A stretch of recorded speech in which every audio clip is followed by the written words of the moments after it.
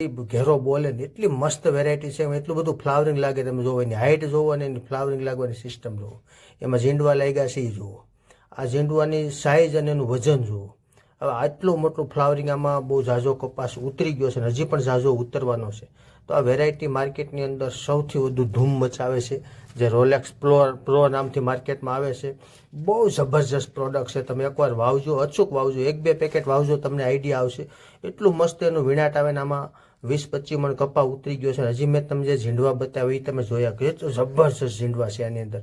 અને ઝીંડવાની મોટી સાઇઝ અને આપણા વાતાવરણમાં સૌથી બેસ્ટ છે. તો એકવાર ચોક્કસ વાવજો.